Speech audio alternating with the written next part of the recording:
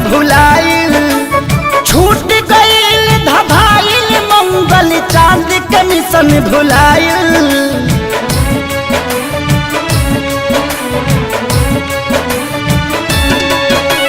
छूट गईल धभाइल मंगल चांद के मिशन भुलाइल।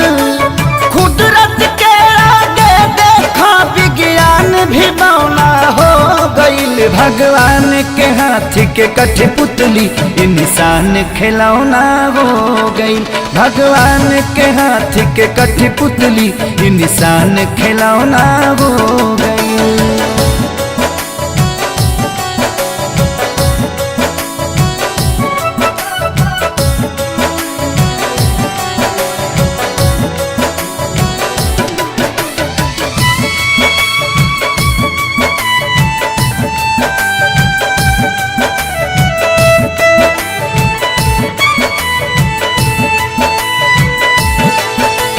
सब कर धन के ऐठल घर में बैठल बैठल मेट गईल।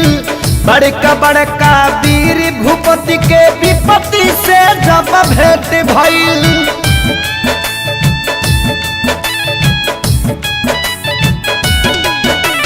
सब कर धन के ऐठल घर में बैठल बैठल मेट गईल। बड़का बड़का वीर भूपति के विपत्ति से जब भेंट भइल। त्राजिमाम जगत में भइल जब काम घिनौना हो गईल। भगवान के हाथ के कठपुतली इंसान खिलौना हो गईल। भगवान के हाथ के कठपुतली इंसान खिलौना हो गईल।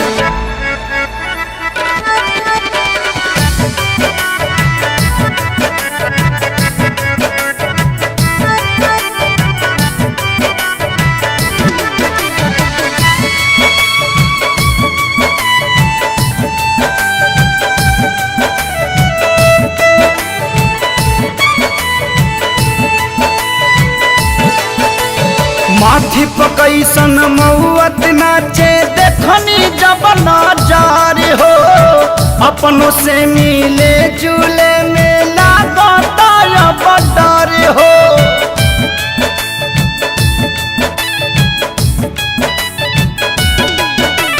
माथी पकैसन महुअत नाचे देखनी जब नजार हो। अपनों से मिले जुले में लागता अब डर हो। एको किलो के रह के भी अलगा बिछौना हो गईल। भगवान के हाथ के कठपुतली इंसान खिलौना हो गईल। भगवान के हाथ के कठपुतली इंसान खिलौना हो गईल।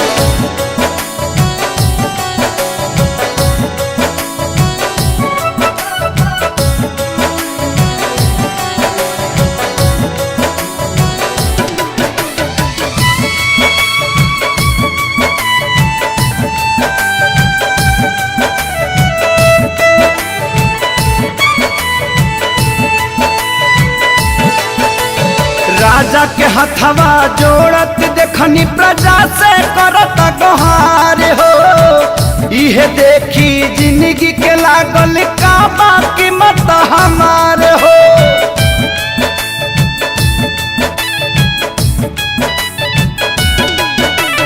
राजा के हथवा जोड़त देखनी प्रजा से करत गोहार हो। इहे देखी जिंदगी के लागल का बाकी मत हमारे हो। हलचल खेसारी धनंजय पभारी एगो किरौना हो गईल। भगवान के हाथ के कठपुतली इंसान खिलौना हो गईल। भगवान के हाथ के कठपुतली इंसान खिलौना हो गईल।